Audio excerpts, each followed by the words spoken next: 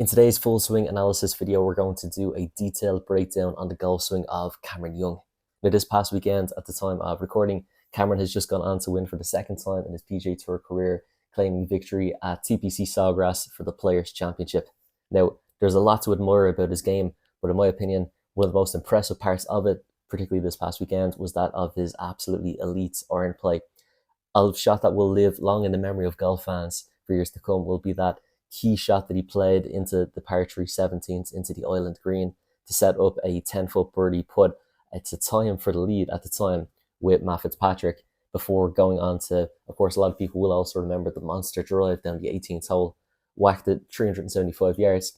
But his iron play under the most severe pressure was something that really stood out to me over the home stretch. So let me play him on with an iron in his hands here in full flow before I get stuck into things here. So one of the unique pieces from Cameron Young's swing is that pause that you will have just noticed at the top of his backswing. If you didn't quite see that, let me play it on for you one more time. So almost, you could say, a little bit Hideki Matsuyama like at the top of the backswing here.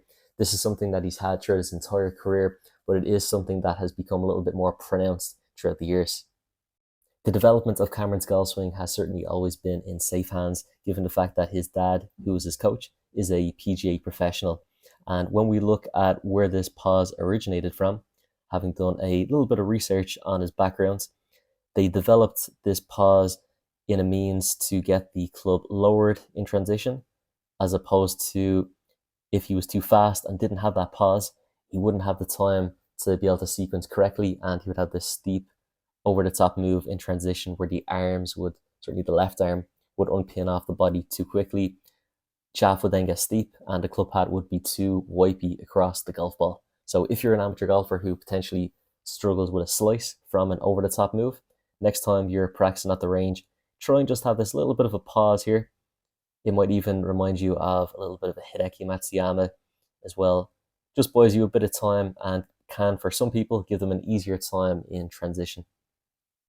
When we bring Cameron back to his setup position, although the pause may not be something that is suitable for every golfer out there watching this video, something that will be suitable for far more than that is how he stands to the golf ball in respect to how he gets that shaft angled towards his lead shoulder. So I would promote this position for almost every golfer out there for their iron play. This is really important for building in some compression. A lot of amateur golfers out there, they start with the shaft very straight up and down. If we were to sketch in a line, it'd be more kind of angled towards the shirt buttons rather than towards their lead shoulder. And then that puts them in a position where dynamically within the swing, they have to create this position where Cameron Young is already building in at the start where his hands are forward. And building in that shaft lane is something that helps golfers at the top level of the game hit it as far as they do. Obviously, their incredible amount of club head speed is a big factor, but also a big factor in how far they hit the ball is how well they can control the loft and de-loft their irons. When you see them coming into impact, oftentimes, say their 7-iron, for example, it will look much more like that of a 6 or a 5 with how they deliver the loft. So to save yourself from hassle of trying to create that image of the handle forward at impact, you can simply just address it like so, shaft angled towards the lead shoulder, and you'll make striking the golf ball pure a much easier task. As we next turn our attention to that of the backswing for Cameron Young here, I want to draw in a really important reference line here, which is going to go roughly through the middle of Cameron's head here. And I want to highlight here for you just how centered his turn is as he climbs his way to the top of the backswing. Now, if we contrast this position to most amateur golfers out there, particularly those who struggle with consistency in their ball striking, oftentimes those amateurs can have experienced quite a great deal of excessive sway with their head coming a long way off that blue line and their body in general coming a long way off that line. Now, from there, that puts the amateur golfer in a difficult position because they've got to compensate for that with a big sway onto the golf ball again in the space of about a 200th of a second from top of the backswing into impact. And it's just a piece that's unpredictable and going to be near impossible for them to time consistently. So taking the approach of trying to achieve a centered pivot, like what we're seeing here from Cameron, is certainly something that would help an awful lot of golfers out there. Now you can see by him staying on that blue line, his head stays quite stable.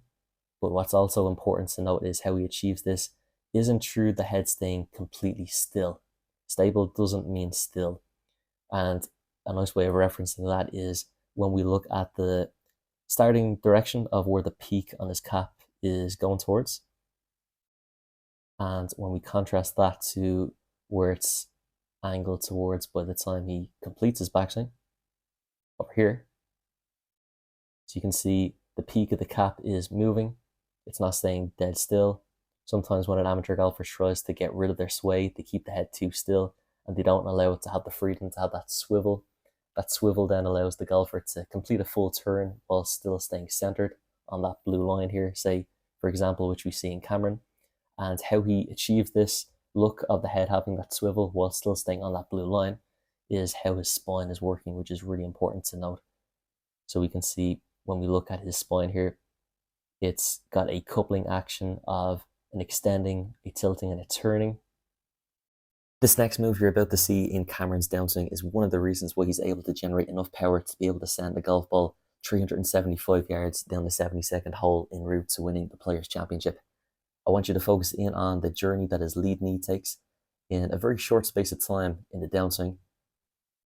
We can see as we pause him by lead arm level to the ground, we can see just how far progressed his lead knee has become relative to, say, that of his lead ankle here. And this is just really a key telltale sign that there is quite a lot of weight and pressure shifting hard into that lead side, which is one of the most common traits we see among the game's longest hitters, that they transfer more weight and more weight sooner into that lead leg.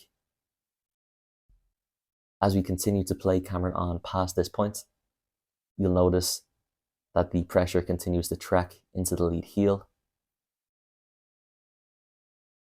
like so.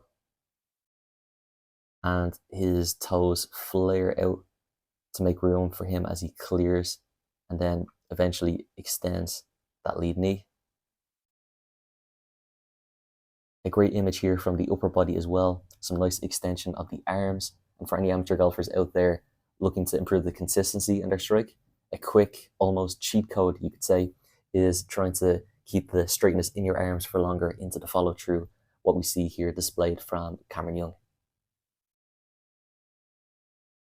And as we complete the full swing analysis of Cameron, I must say, when you look at the technique quality coupled with the absolute composure that he displayed coming down the stretch under the most severest of pressure this past weekend, I think a major championship victory could be in his future very, very shortly. If you've enjoyed today's video, make sure to hit the thumbs up and the subscribe buttons. It really helps with the growth of the channel, but it also just ensures that you won't miss out on any future content coming from myself here on the channel, of which there's plenty lined up to be released very shortly.